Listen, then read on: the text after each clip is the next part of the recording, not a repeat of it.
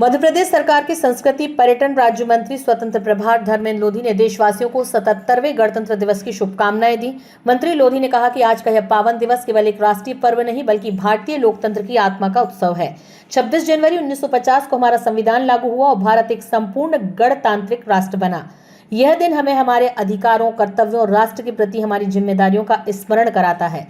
उन्होंने कहा कि हमारा संविधान विश्व के सबसे विशाल लोकतंत्र की आधारशिला है। यह हमें समानता, स्वतंत्रता, न्याय और बंधुत्व का मार्ग दिखाता है।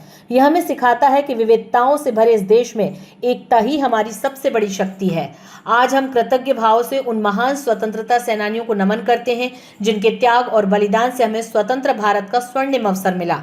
हम उन वीर सैनिकों को भी श्रद्धा से याद करते हैं जो सीमाओं पर डटे रहकर राष्ट्र की सुरक्षा सुनिश्चित करते हैं। उनके साहस के कारण ही हम स्वतंत्र वातावरण में अपने सपनों को साकार कर पा रहे हैं।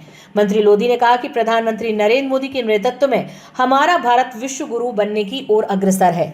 आइए आज हम संकल्प लें कि हम संविधान के आदर्शों का पालन करेंगे, देश की एकता और अखंडता को मजबूत बनाएंगे, स्वच्छता, शिक्षा, सद्भाव और विकास की दिशा में सक्रिय भूमिका निभाएंगे और एक सशक्त, आत्मनिर्भर और विकसित भारत के निर्माण में अपना योगदान देंगे।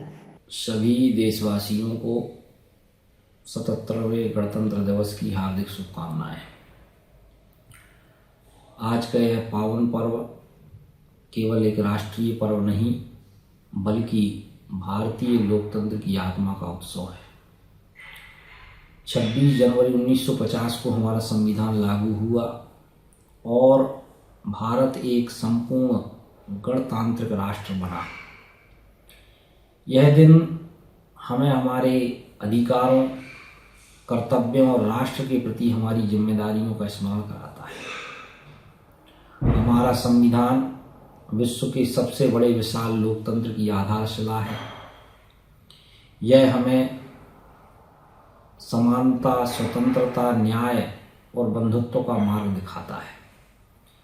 यह हमें सिखाता है कि विविधताओं से भरे इस देश में एकता ही हमारी सबसे बड़ी शक्ति है।